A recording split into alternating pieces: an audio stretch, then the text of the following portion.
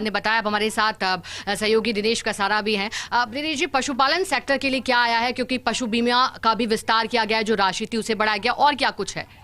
देखिए, बड़ा वर्ग है राजस्थान में, कृषि के साथ पशुपालन भी मुख्य रूप से साथ साथ चलता है। तो ऐसे में 62% आबादी है ग्रामीण क्षेत्र की, वो पशुपालन से जुड़ी हुई है। और ऐसे में पशुपालन के लिए कोई बड़ी घोषणा आज इस बजट में नहीं है, लेकिन पशु चिकित्सा सुविधाओं का विस्तार खासतौर पर किया गया है। 200 पशु चिकित्सा उपकेंद्र जो नई ग्राम पंचायतें बनी है, जो 3000 पशुधन की जो आबादी है, वहाँ पर पशु चिकित्सा उपकेंद्र खोलने की घोषणा की गई है। 200 उपकेंद्र वहाँ पर खोले जाएंगे। इसके अलावा इन उपकेंद्रों को पशु चिकित्सालय में क्रमोन्नत करने की घोषणा की गई है। 25 पशु चिकित्सा केंद्र चिकित्सालय हैं, उनमें क्रमोन्नत करने की घोषणा की गई है। इसके अलावा 50 पशु चिकित्सालयों को प्रथम श्रेणी पशु चिकित्सालयों में क्रमोन्नयन की घोषणा की गई है।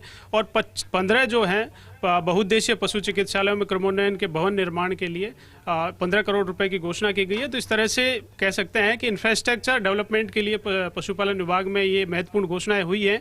लेकिन इसके साथ साथ चूंकि पशुपालन के साथ डेयरी एक बहुत बड़ा सेक्टर है और डेयरी में बहुत महत्वपूर्ण घोषणाएं की गई है। पिछले दिनों ही एक कॉर्पस फंड का गठन राज्य सरकार की ओर से अनुमति दी गई थी। राजस्थान कोऑपरेटिव डेयरी फेडरेशन की ओर से इसे संचालित किया जाएगा। और इस फंड में जो 1000 करोड़ रुपए की राशि रखी गई थी, उसे आज बजट में बढ़ाकर 2000 करोड़ रुपए करने की घोषणा की गई है। इसके माध्यम से राजस्थान में डेयरी सेक्टर में जो डेयरी प्लांट्स हैं उनके सुदृढ़ीकरण का कार्य होगा, विस्तारीकरण का कार्य होगा, आधुनिकीकरण का कार्य होगा।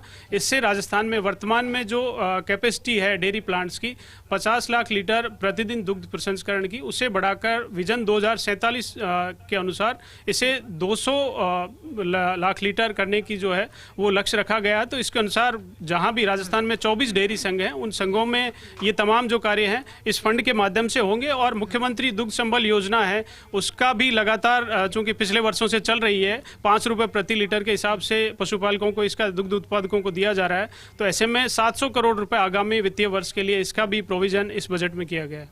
ठीक है।